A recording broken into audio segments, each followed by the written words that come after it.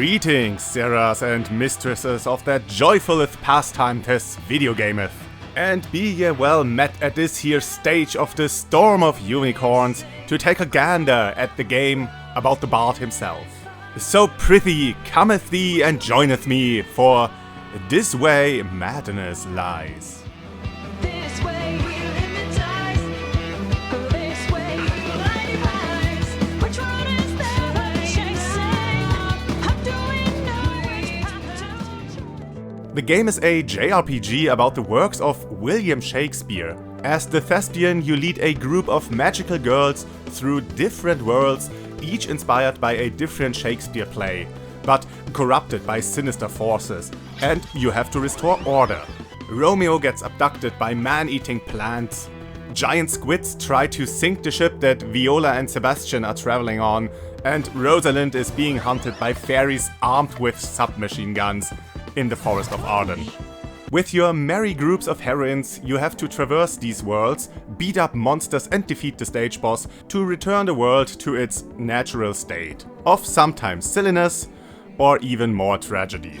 All the girls are part of the Stratford-upon-Avon High Drama Club and huge Shakespeare nerds. They perform accurate as well as new interpretations of Shakespeare's plays for the school. Their conversations revolve around quoting Shakespeare or applying Shakespeare lines to everyday events. And their hobbies consist of reading and collecting all of Shakespeare's plays, as well as one other over-exaggerated talent or desire, as is the rule for an anime character.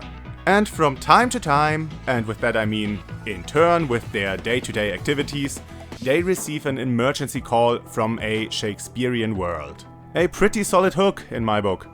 It sounds a bit like a different take on the Persona formula. You follow the girls through their daily routines, attending school, hanging out, shopping for groceries, writing and practicing their plays. And after a while, another call for help comes in and the girls travel to the other world, which takes form as a dungeon, visually inspired by the play in question, where they fight monsters, find treasure, level up a few times to learn new abilities and fight a boss at the end. There may be some gimmicks in place, sometimes they're a bit more focused on telling a story, sometimes a bit less. And after having cleared the dungeon, the girls return to their original world, continuing their normal lives until the next call arrives. So yeah, good stuff.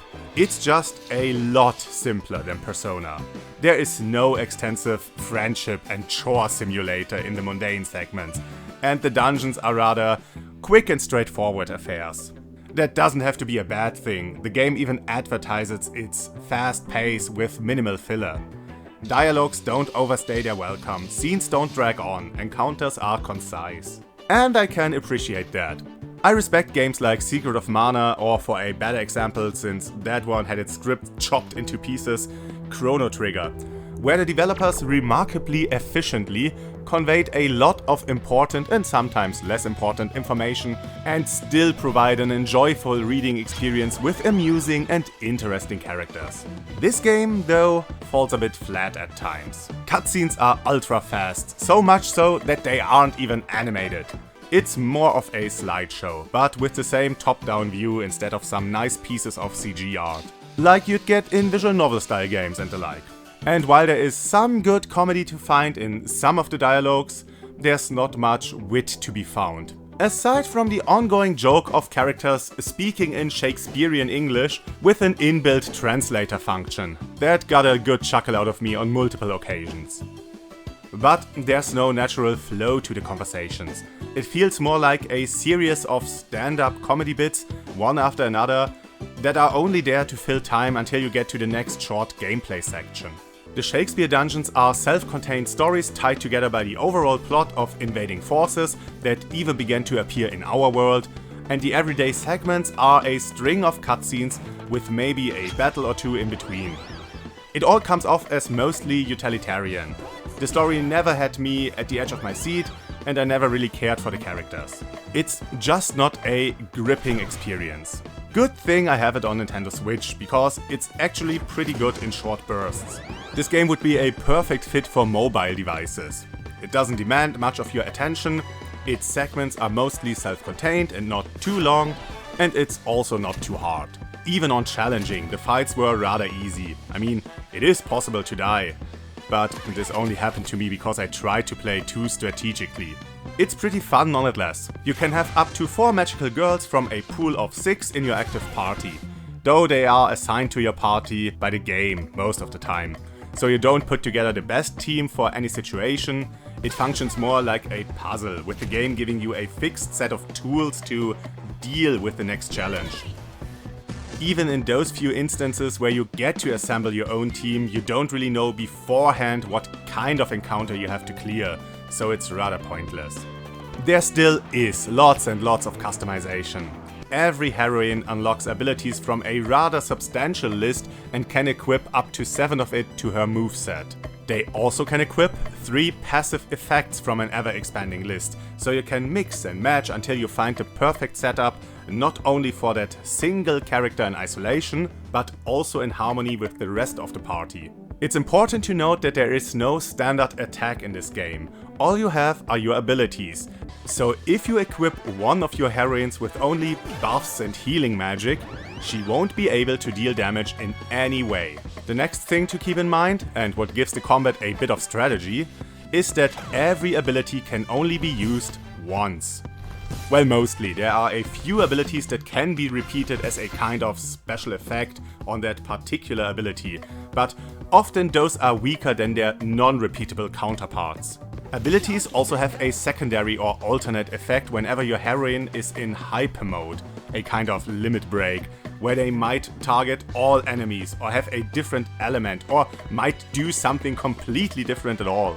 To refresh all of your abilities, you need to spend a turn defending. So longer battles, and by that I exclusively mean the boss fights, require a bit of planning ahead.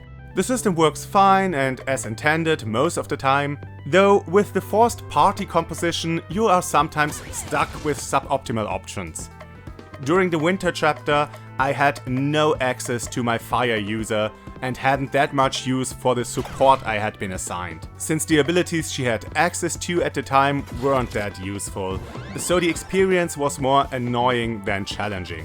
I quickly resorted to a most optimal strategy behavior, helped by the fact that you are healed completely after every battle, and even your items aren't wasted, but are just another pool of abilities of which you get to equip a small number to use in combat. In fact, after acclimating to a new dungeon environment, most fights play out the same, so only during the initial few fights is there an element of strategy involved. And of course during the boss fights. That what kept me entertained during the repetitive fights and the rather shallow dungeon crawling was the music. It's fucking great. It's catchy, it's funky.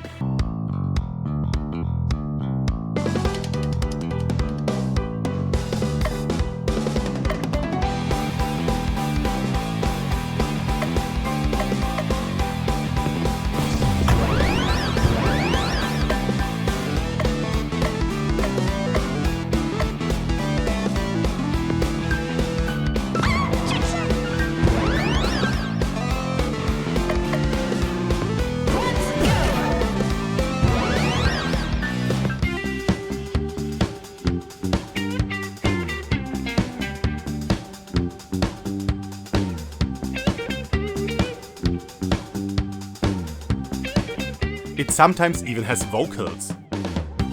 You know my apprehension. Here's my part to play into a new dimension. So watch me now, not like yesterday.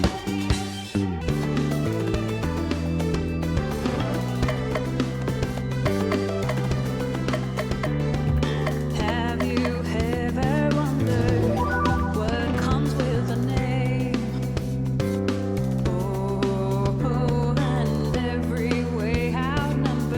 I want to come back to my earlier point that this game feels very much like Persona.